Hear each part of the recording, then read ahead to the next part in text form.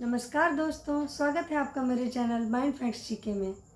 अगर आप यूपीएससी की तैयारी कर रहे हैं तो आपको प्रीवियस ईयर क्वेश्चन जानना आपके लिए बहुत ज़रूरी है। तो आज हम लेकर आए हैं यूपीएससी प्रीलिम्स जीएस पेपर 1 2022 की previous year question.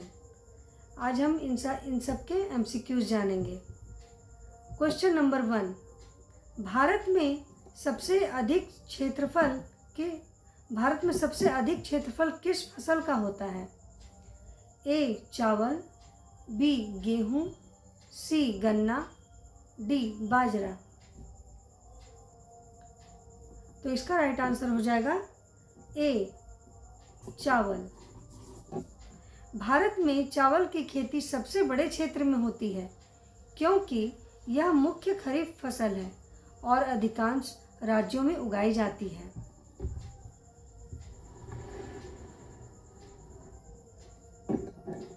Question number 2, methane gas के प्रमुख उत्सर्जक में कौन शामिल नहीं है?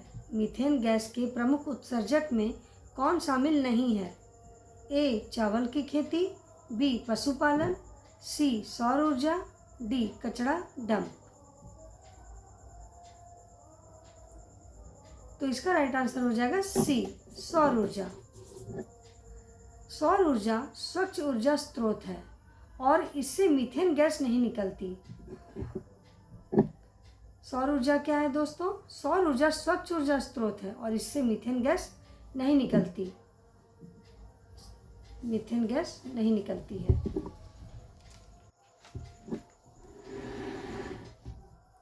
क्वेश्चन नंबर 3, कौन सी नदी दक्षिण भारत की सबसे लंबी नदी है? कौन सी नदी दक्षिण भारत की सबसे लंबी नदी है? ए कृष्णा, बी कावेरी, सी गोदावरी, डी तुंगभद्रा।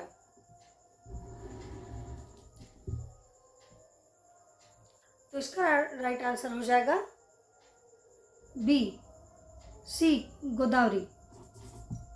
गोदावरी दक्षिण भारत की सबसे लंबी और भारत की दूसरी सबसे लंबी नदी है। गोदावरी दक्षिण भारत की सबसे लंबी और भारत की दूसरी सबसे लंबी नदी है। ये याद रखिएगा दोस्तों, भारत की दूसरी नदी है, दूसरी सबसे लंबी नदी है। क्वेश्चन नंबर 4, भारत का पहला जैव विविधता विरासत स्थल कौन सा था? भारत का पहला जैव विविधता विरासत स्थल कौन सा था? अरावली, बी नीलगिरी, सी होटकोटी, डी नोकरेक बायोस्फीयर मेघालय। तो इसका राइट आंसर हो जाएगा डी नोकरेक बायोस्फीयर मेघालय, जो कि मेघालय में है। नोकरेक भारत का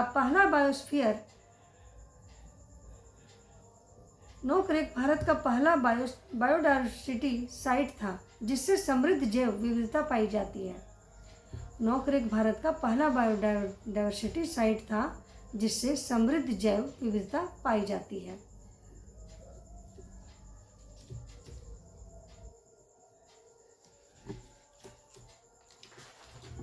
क्वेश्चन नंबर 5, मिशन कर्मयोगी किससे संबंधित है? मिशन कर्मयोगी किससे संबंधित है? ए सैन्य प्रशिक्षण, बी पुलिस सुधार, सी सिविल सेवा सुधार, बी महिला सशक्तिकरण।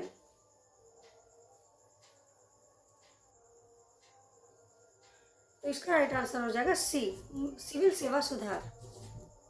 मिशन कर्मयोगी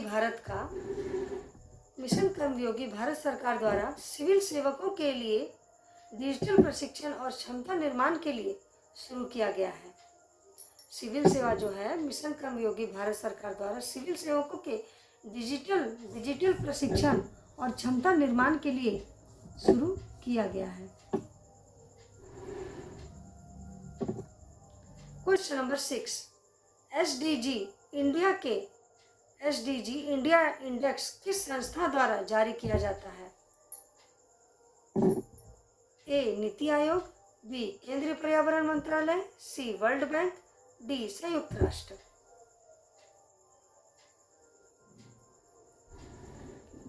तो इसका राइट आंसर हो जाएगा ए नीति आयोग। नीति आयोग भारत में सतत विकास लक्ष्यों SDG पर प्रगति को मापने के लिए यह सूचकांक प्रकाशित करता है। क्वेश्चन नंबर 7, परंपरागत कृषि विकास योजना PKVY का उद्देश्य क्या है? परंपरागत कृषि विकास योजना PKVY का उद्देश्य क्या है? A. जैविक खेती को बढ़ावा देना, B. सिंचाई सुविधा, C. खाद्य भंडार, D. किसान क्रेडिट। तो इसका राइट आंसर हो जाएगा A. जैविक खेती को बढ़ावा देना। PKVY योजना किसानों को रासायनिक मुक्त खेती अपनाने के लिए प्रोत्साहित करती है। PKVY योजना किसानों को रासायनिक मुक्त खेती अपनाने के लिए प्रोत्साहित करती है।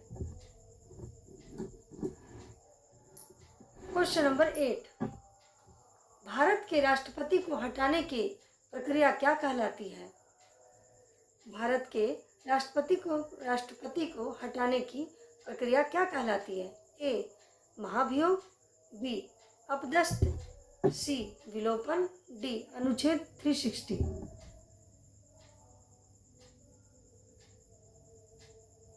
तो इसका राइट आंसर हो जाएगा A. महाभियोग। राष्ट्रपति को हटाने के लिए संसद द्वारा महाभियोग की प्रक्रिया अपनाई जाती है। राष्ट्रपति को हटाने के लिए संसद द्वारा महाभियोग की प्रक्रिया अपनाई जाती है।